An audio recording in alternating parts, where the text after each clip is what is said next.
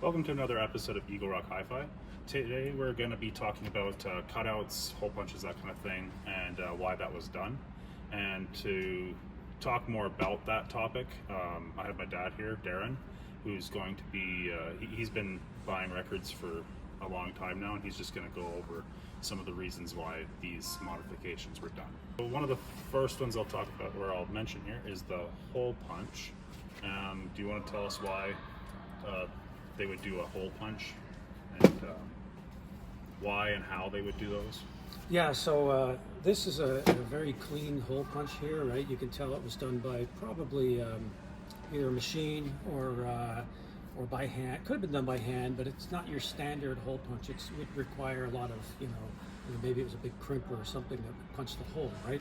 But whatever way they did it, it's usually nothing more than a discount method, right? So there's different ways, right? Yeah, you have the hole punch. Yeah, that's a hole punch, right? Usually they're a lot smaller than that, but like they're almost the size of a hand one. But and some of them are rougher as well. Yeah. Well, like it was at the bottom of a stack or something like that. Or... Well, no. Usually this, that would be that's done with some sort of either machine or something, right?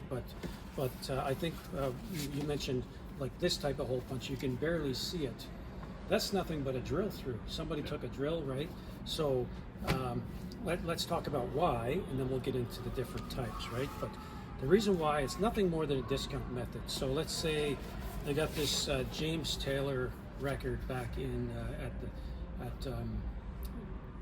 different levels, right? So let's talk about the different levels of selling these records, right? So we got the record label. We've got the distributor, and we've got the store, right? So the store is the final level there, right?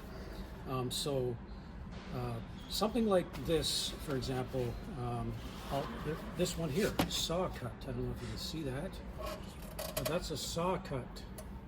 So and some of them go a little farther in. A little farther in. It really depends on who's doing it. Yeah, right? There was no thought. There was no thought process, really. I mean, they're like, okay, how do we keep somebody, like, let's just going back to what I was saying.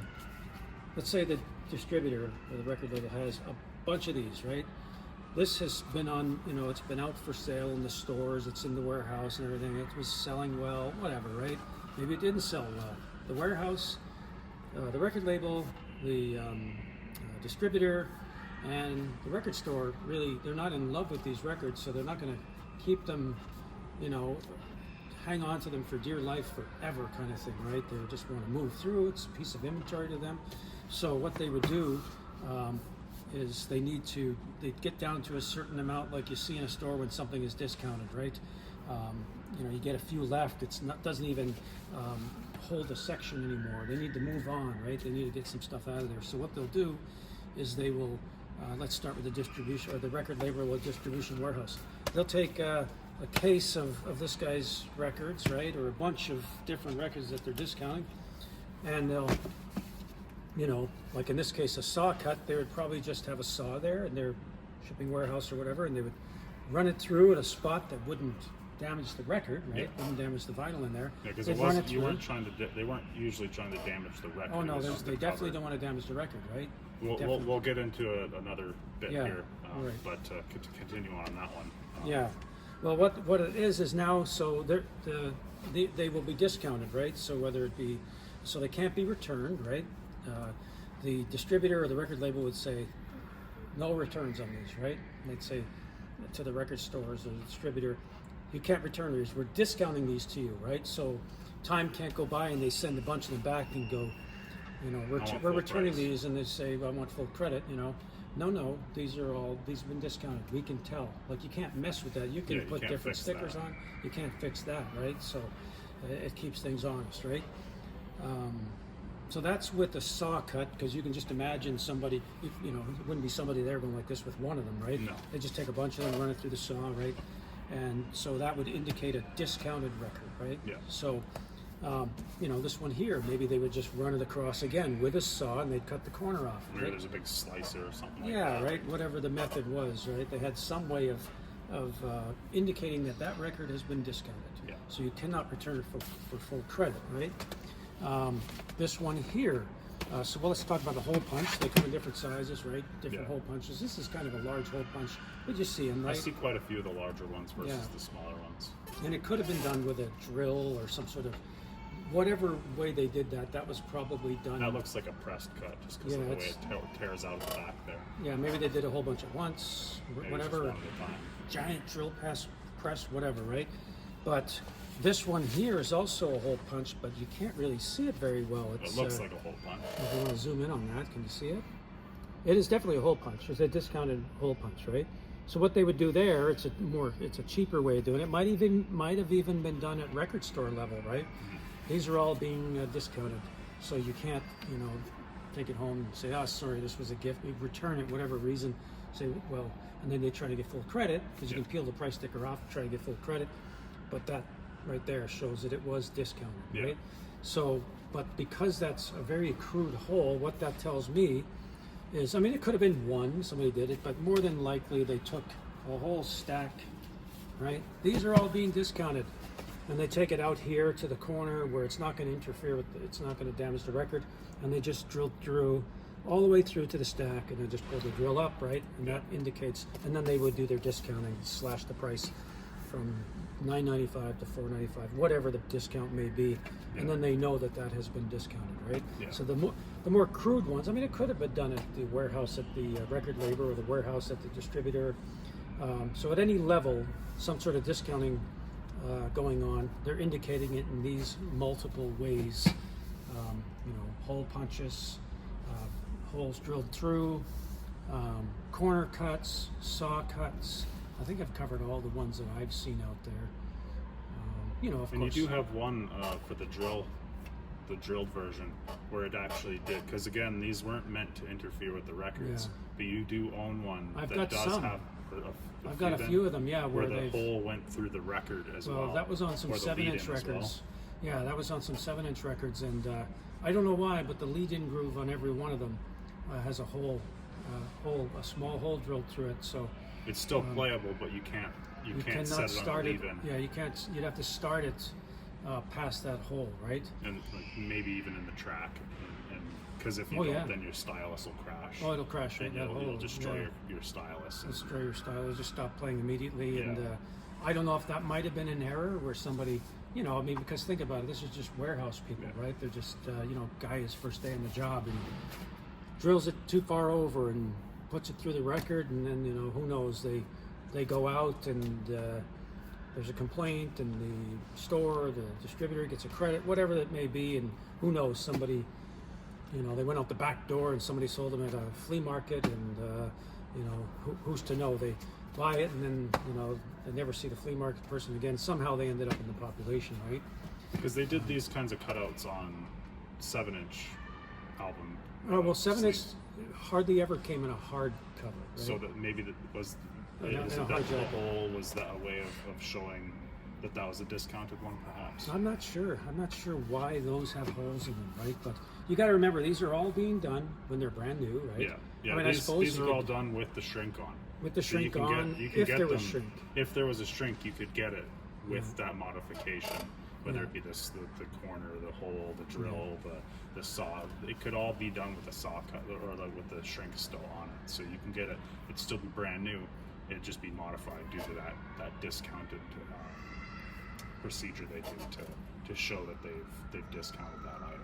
Yeah, and there's nobody at the warehouse going, I'm sure there's fans back. They're not taking a stack of Dark Side of the Moon and going, oh man, what a shame to cut the corner on these. They didn't care back then. No, They didn't care, they just another album at that it's just point. product, right? Yeah. People, it was the way people listened to music. One of the only ways people listen to music, right? There were collectors and stuff, right? Yeah. And stuff like that. And hey, I don't want to buy an album with a corner cut or a hole punch through it, and that was the other reason. If that was in the bin, right, and you still had some full price product, and his distributor sent you some stuff that was discounted, corner cut, hole punch, or whatever. You're putting them out for your customers to also get the discount, right? Yeah. So they're going to buy one at half price with a corner cut or a hole punch, right? That doesn't really apply in the used market because, when I'm after a record, like this is a pretty cheap record right here, right? It's not a big deal. I want to listen to it. It's $10. That's not going to stop me from buying it, right? Yeah. But if there's one right next to it, you know, I'll probably be able to find that for $10 without the hole punch in it, right? So Yeah. it's really not going to make a difference, right? But on a brand new record coming from the distributor, it would have to be, might be 20 to 50% off, maybe even more, because they're just trying to get the inventory out of the store, make room for more stuff, right? Somebody might actually be happy to buy it. At Oh, that yeah, discount absolutely, price, I just was. because they wanted that record. I was when I was, It's more about the music at that point. They just want to have that record. Oh, I wanted to have it. Yeah, I mean, when you think back, okay, 1976 is when I got my first record, Kiss Rock and Roll Over. I think it was 76, yeah. Anyway, Kiss Rock and Roll Over, and then I got hand-me-down records, pretty much all Kiss, or maybe Jimi Hendrix, Pink Floyd, that kind of stuff. They were all handed down to me. I didn't care, I just wanted the music, right? I wanted the music, the album covers were cool, and I never noticed any hole punches, didn't matter to me, right? And then 1980 rolls around, first time with my own money, I buy my very first record on my own with money at a record store, brand new, Gary Newman, The Pleasure Principle, right? I still like that record to this day. But I wouldn't have cared if it were in the store. I probably bought it for $7.99, $9.99 or something. But I would have, if it were there at half price or $2 cheaper with a corner cut, I wouldn't have even had the knowledge of knowing why the corner was cut, Yeah. and wouldn't have even cared. You might right? have thought that's just how the album was Yeah. designed to look. If they had them had it in the front, I wouldn't have even flipped for a better one. I would have, I can't wait to take this home and listen to it. Yeah. So that's how it was, right? So, yeah, so that's how, Even with the rare stuff, even if it has a corner cut, that really, if it's rare, it's still, I mean, it's still a part of the story of that record as well. yeah, So- so I mean, let's take a record, for example. I talked about Dark Side of the Moon, right? If there's a sealed copy of 1973 Dark Side of the Moon out there with a corner cut, it's still sealed, and there's one next to it that is in tip-top condition, right? And it's but it doesn't have a corner cut or a hole punch, right? I might be the type of collector that says, I want that sealed one. I want to know that this is still encapsulated from 1973. The records are presumed mint on the inside. Lots Yeah. of reasons why they might not be, but the fact that there's certain. I'm a bit of a collector like that sometimes, where the fact that it's put in there in 1973 and it's still there, put in, when it was sealed, Hasn't been was touched. pressed, packed, hasn't been touched. It's in a time capsule, right?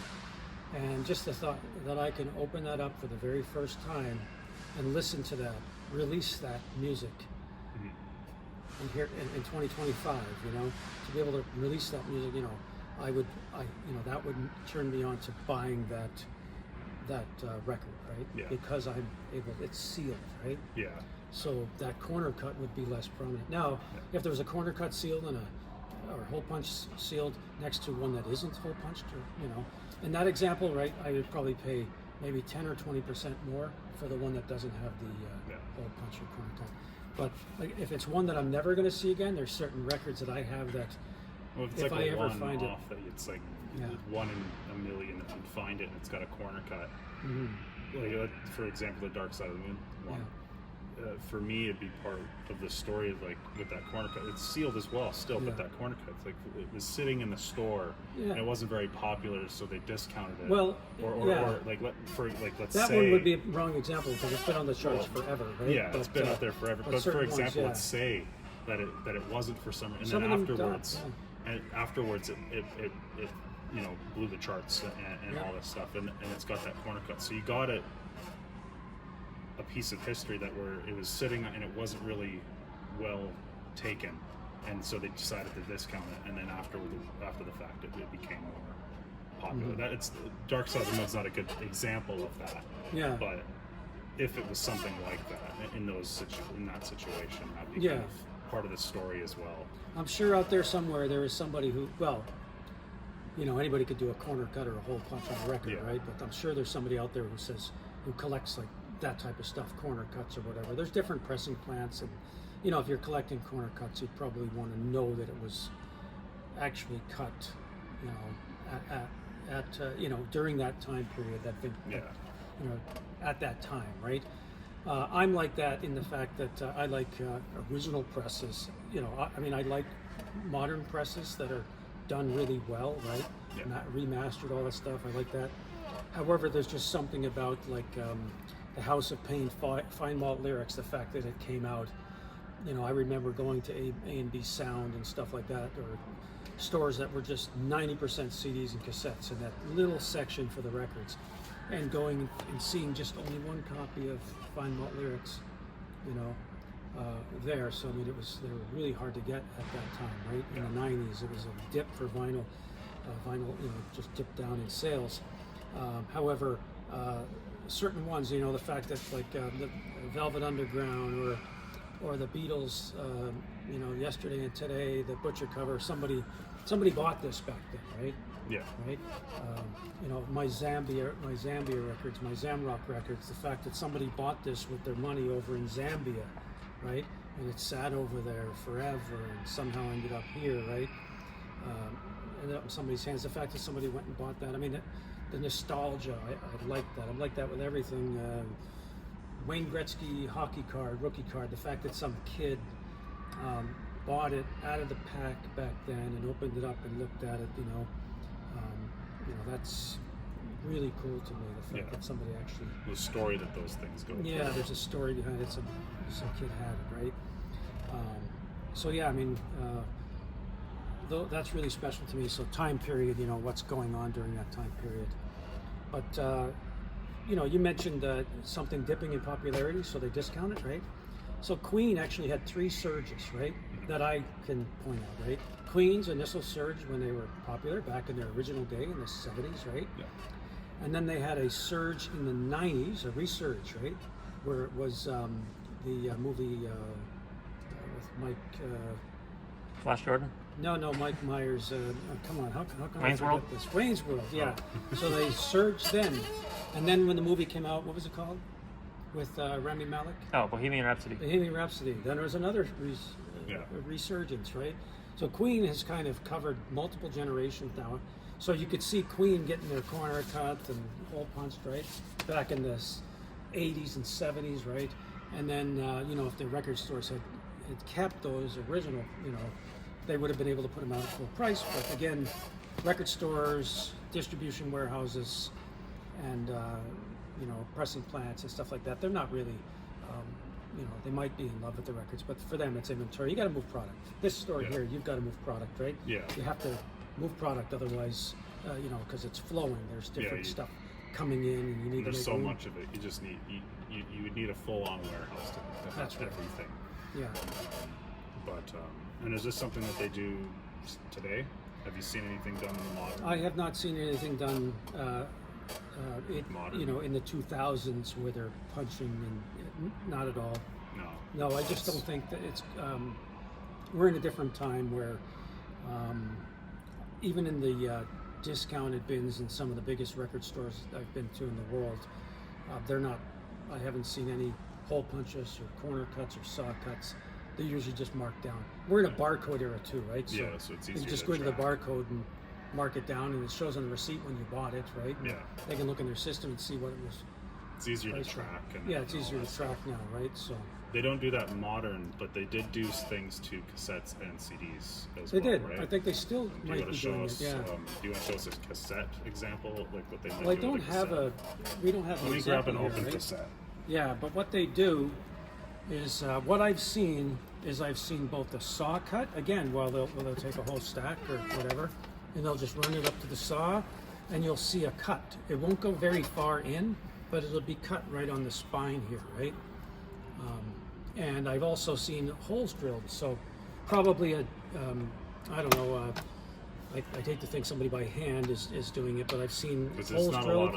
there's not a lot of room. Not for a lot of error. room, because you go in there, you could damage the cassette, right? Yeah. But I have seen where there's a hole drilled, and I think somebody must have been doing a bunch of them, because they're always bang on missing the important part, right, of the Maybe cassette. they've got And to stop a it's very special shallow. machine or Well, something a drill like press, right? You can set up your drill that. Yeah, you can press set to like a depth. just or only something. the depth setting, right? So that's how they're discounting cassettes, as they were.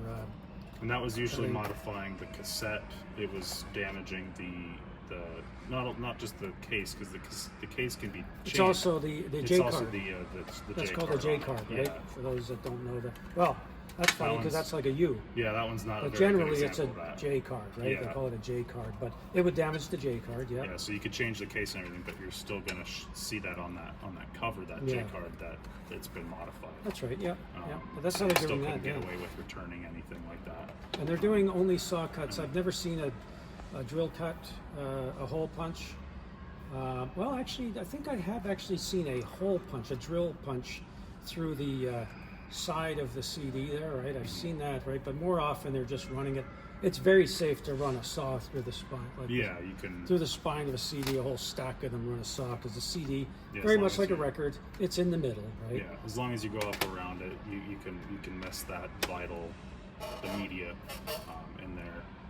Yeah. And it was only like, have you seen a 12-inch with the hole in the lead-in groove, or was that mostly 7-inch records? I've never seen a 12-inch with the hole on the record. So right? it was I 7 think they all inches. got discarded. You know, like I think somebody, if that was done, it was either returned, right, to whoever they got it from, whether it be store level, returned it to distributor, returned it to pressing plant, whatever, right, packager, whatever was going on there. But somebody would have returned it, and the ones that did slip through and then ended up, they probably got. The store would go, oh, look at this, you know, like, oh, they're all drilled through. You could tell that's going through the record, right? So they'll call up the distributor, and the distributor might say, you know, don't send them back. We'll just credit you. Sorry about that, you know. So Yeah. what does the record store do? They go, throw them away, and then some employee goes, I could sell these at the flea market. Nobody would be the wiser, you know. Yeah, this one, just this I could track sell these doesn't at work. the flea market. Nobody knows. You know what I mean? They'll never see me again. I'll be at the flea. You know. So somehow they ended up out there. And Yeah. but then what does that person do? They open it up. They go to play it, and they throw it in the garbage. Yeah. Or they go, damn, and they throw it aside, and that sucks. You know. Yeah. I'll just listen to the songs past that.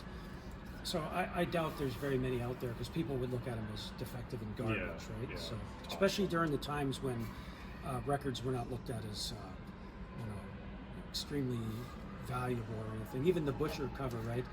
Even though people back in those days, I'm told from my elders that people knew it was something special when something got recalled, you know, especially Yeah. as big as the Beatles, right? You know, the original butcher cover before the paste over.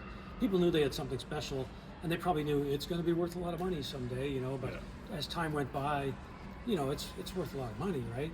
But it's not worth an incredible, you know what I mean? It's not worth $1 million or anything, Yeah. you know. So it's a, you know, as with most things, something say, you know, oh, this is really worth a lot of money. You know, I'd hang on to that forever. You know, like people say Led Zeppelin records are, you know, it's worth a ton of money.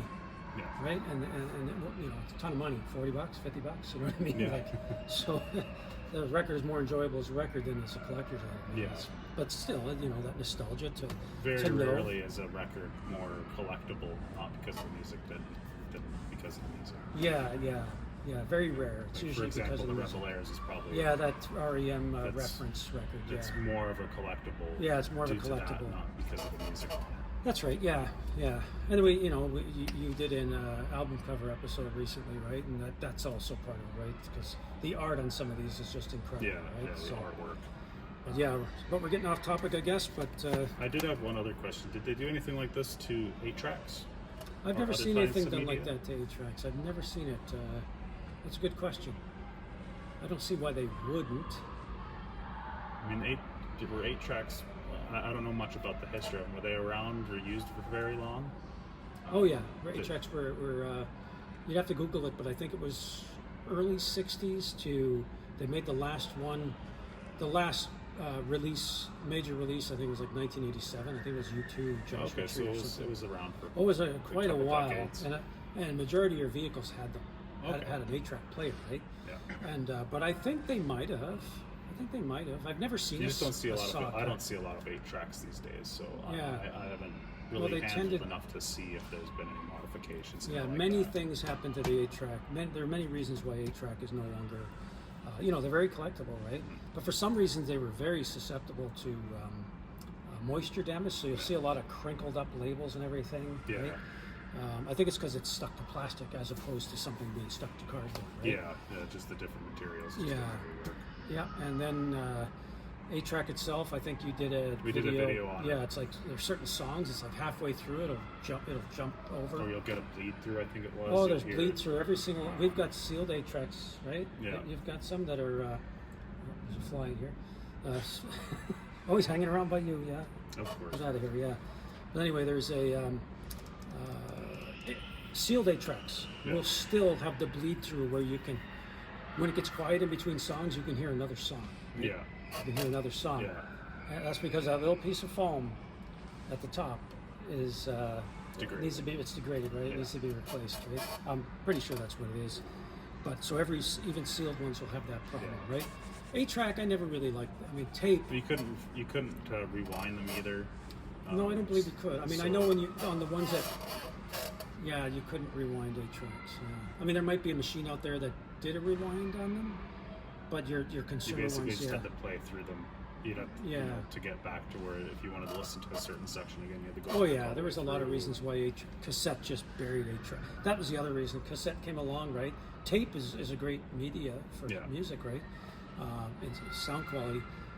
However, the 8-tracks, they were kind of pushed aside by cassettes, which were far superior. Yeah. Like in many ways. So. Okay. Yeah, I was just curious if there's any modifications on those, but Yeah, that's maybe good- something worth a Google. yeah, that's a little good bit of point. look into it, but we haven't seen any then. No, a saw cut 8-track, yeah. Or And two you or wouldn't buy one. The only way you couldn't even, just for collector purposes, right? You would have to find a raw collection where one was saw cut, just for your own reasons, right? Yeah. Because otherwise, I'll take one of yours here, and I'll take it out and I'll put a saw in it, and there you go. Yeah. Saw cut, right? Yeah, exactly. I'd want to find one that was, like an original. Done collection. well, or Well, done it was at like the- came at from the- they call that in the wild, an untouched, unmessed with collection, right? Yeah. And yeah, but yeah, that's what I know about this stuff, and it only comes from buying them over the years, right? So if you go through, if you're at a record store and you see something like that, that's the reason right. why you'll see those.